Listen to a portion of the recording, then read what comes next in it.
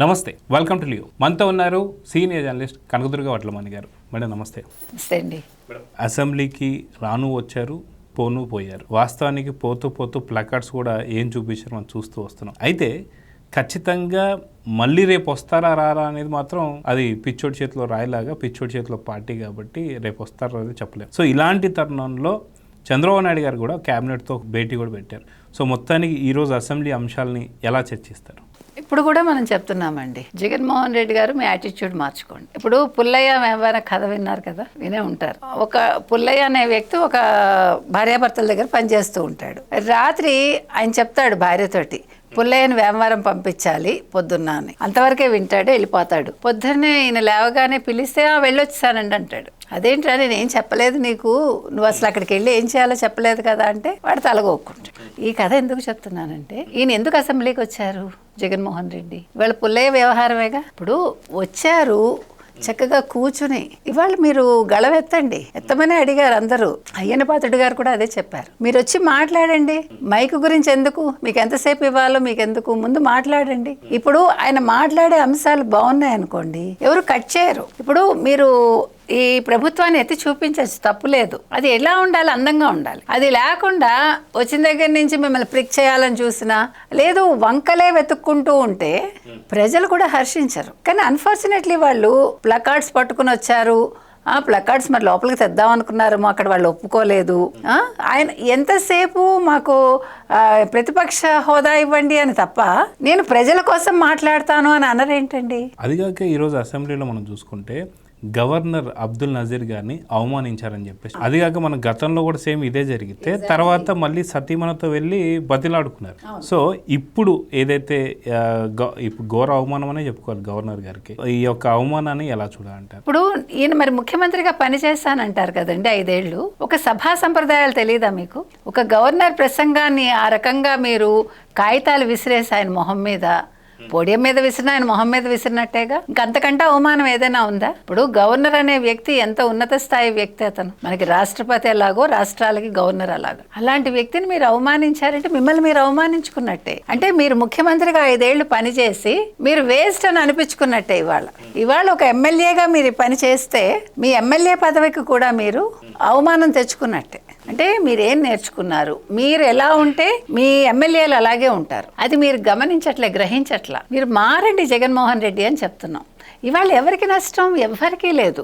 ఇవాళ ఇంకొకటి ఏంటంటే, అయ్యన్న పాత్రుడు గారు చేసిన పని, సభా స్పీకర్గా ఆయన సంతకాలు పెట్టడానికి రిజిస్టర్ తీసేశారు. ఇవాళ నుంచి ఏ ద్వారానే వాళ్లకు అటెండెన్స్ పడుతుంది. సో మీరు వచ్చి బయట సంతకం పెట్టి వెళ్ళిపోవటానికి లెడ్జర్లో లేదు. ఇవాళ అది కూడా తీసేశారు. తర్వాత ఇవాళ చంద్రబాబు నాయుడు గారు చాలా మర్యాదగా ప్రతిపక్షంతో వ్యవహరించారు. అది ప్రతిపక్షం కాదనుకోండి, కానీ అది వాళ్ళు నిలుపుకోలేకపోయారు. ఎందుకంటే ఇందాక తాటిపత్తి చంద్రశేఖర్ ప్రెస్ మీట్ పెట్టారు. ఏమంటున్నాడు, 4 సార్లు ముఖ్యమంత్రి చేశారు అని. అంటే ఇప్పుడు 5వ సారి ముఖ్యమంత్రి అన్నట్టుగా ఆయన ప్రకటించారు చంద్రబాబు నాయుడిని. అదేగాక ఇక్కడ ఇంకొకటి మేడం, వాస్తవానికి 14వ తారీఖున ఫిబ్రవరి 14వ తారీఖున బడ్జెట్ పెట్టబోతున్నారు. బడ్జెట్ పెట్టేసాడని మాట్లాడేస్తారు. అసలుకి అంటే వీళ్ళకి ఇచ్చే స్క్రిప్ట్ ఎలా ఉంటుంది? ఫ్యూచర్ స్క్రిప్ట్ వాళ్ళు ఇచ్చేసారు, చూసుకోలేదు. మీకు స్క్రిప్ట్లు తయారైపోతాయని అర్థమవుతుందా? ఒక ఫ్యాక్టరీలో మీకు బట్టలు తయారైనట్టు వీళ్ళ స్క్రిప్ట్ ఫ్యాక్టరీలో ముందుగా స్క్రిప్ట్ వండేస్తారు.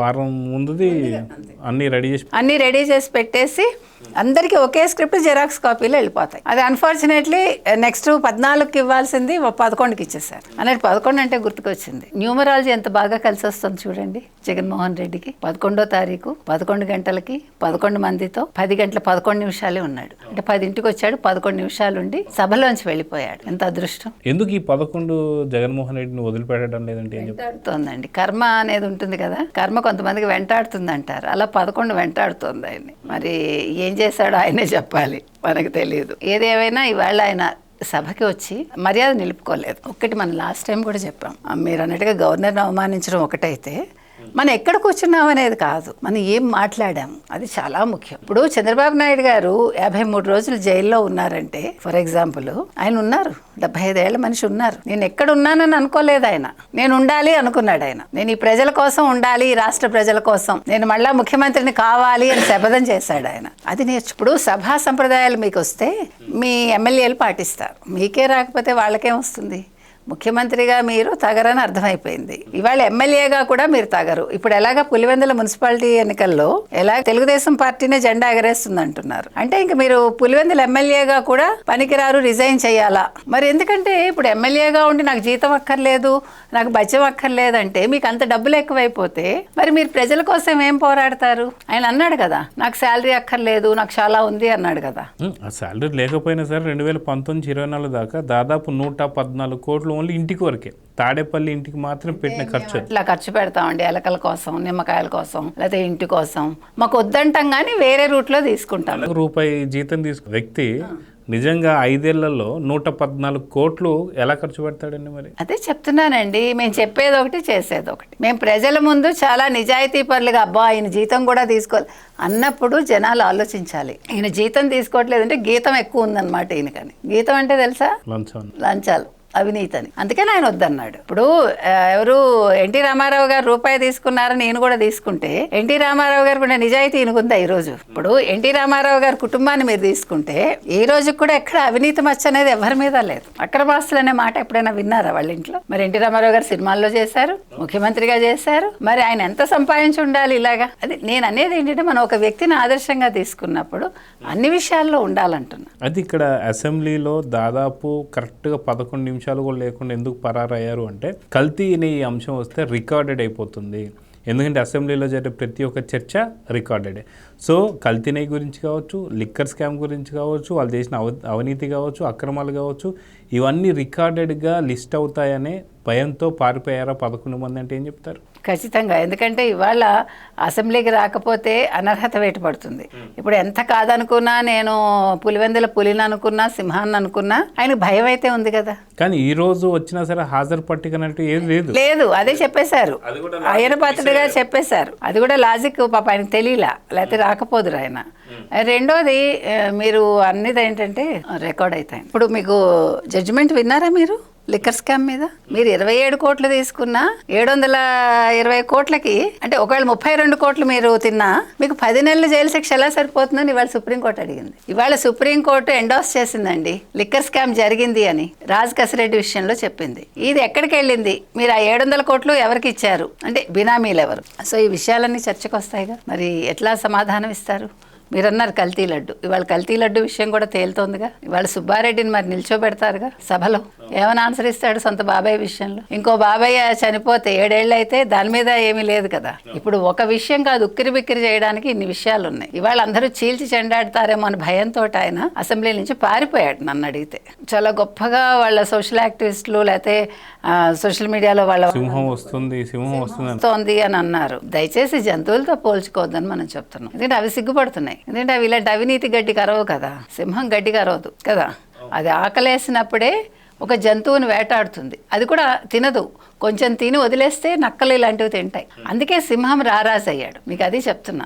నువ్వు రారాజువి కాదు, కాకపోతే అప్పనంగా వచ్చిన సొమ్ముతోటి నువ్వు రాజులాగా బిహేవ్ చేస్తున్నావు, అది వేరు. ఆ తర్వాత ఇవాళ రాష్ట్ర కేబినెట్ సమావేశం అయింది. ఈ సమావేశంలో చంద్రబాబు నాయుడు గారు మొత్తం అందరికీ దిశానిర్దేశం అయితే చేశారు. వాళ్ళు 12ంటికి సమావేశం అయ్యారు. అందులో క్లియర్గా ఈ కల్తీ లడ్డు విషయం కావచ్చు, మరొకటి కావచ్చు, ఏ రకంగా ఎదుర్కోవాలి ఈ అపోజిషన్ కానీ అపోజిషన్ని, ప్రజల్లోకి ఎట్లా దీన్ని తీసుకెళ్ళాలి అనే దాని మీద చర్చలు జరిగాయి. సో ఆ విషయంలో కూడా చాలా క్లియర్గా ఆయన ఎమ్మెల్యేలకి ఎలా మాట్లాడాలి ఏంటి చెప్పడం జరిగింది. అంటే మీరు డిఫరెన్స్ ఇది ఎందుకు నేను చెప్తున్నానంటే, ఒక ముఖ్యమంత్రిగా 4వ సారి పనిచేస్తున్న చంద్రబాబు నాయుడు గారు ఇవాళ ఒక సీనియర్ లీడరు, ఈవెన్ ఏమంటారు ఎమ్మెల్యేలు కూడా కొంతమంది సీనియర్స్ ఉన్నారు. అయినా కూడా ఒక సమావేశంలో ఇలా మాట్లాడండి, ఇలా మాట్లాడాలి అని దిశానిర్దేశం చేస్తే, అంటే అది మీకు ప్రతిరోజు కొత్త రోజే. మీరు ఎన్ని సంవత్సరాలైనా ఇవాళ కేబినెట్ సమావేశం కొత్తగా మీరు అటెండ్ అయినట్టే ఫీల్ అవ్వాలి. అది నేను అనేది. ఆ శిక్షణ, క్రమశిక్షణ చెప్తున్నా. జగన్మోహన్ రెడ్డి విషయంలో ఆయనకి తెలియదు, వాళ్ళకి చెప్పడు. వెళ్ళిపోవటం ఒకటే నేర్పిస్తాడు, వాకౌట్ ఒకటే నేర్పిస్తాడు. వాకౌట్ కాదమ్మా మనం చేయాల్సింది. మనం ప్రజల రిప్రజెంటేటివ్స్, మనం ప్రజల సమస్యలకి గళం విప్పాలి ఇక్కడ అనేది ఆయన చెప్పడు. కానీ ఇక్కడ ఈయన చెప్తున్నారు. ఇప్పుడు ఇది జరిగింది, ఈ అవినీతి గతంలో జరిగింది, ఇది ఇంత దూరం వచ్చింది, ఇలా కేసులు ఈ రకంగా ఉన్నాయి, దీన్ని ఎట్లా ప్రజల్లోకి తీసుకెళ్ళాలి అనేది చాలా క్లియర్ కట్గా ఆయన చెప్పడం జరిగిందండి. ఇద్దరికి డిఫరెన్స్ చెప్తున్నాను. మొత్తానికి ఇవాళ అసెంబ్లీ సమావేశాలు మొదలయ్యాయి. ఏమంటారు, సింగడొచ్చాడు వెళ్ళాడు అన్నట్టుగా జగన్ వచ్చాడు వెళ్ళాడు. సో చూద్దాం మేడం, ఖచ్చితంగా రేపటి అసెంబ్లీకి వస్తాడా లేదంటే మడుకు పరారే ఇంకా గత అని చెప్పేసి అయితే చూద్దాం మరి. నమస్తే. నమస్తే. Please subscribe to Leo News for more videos.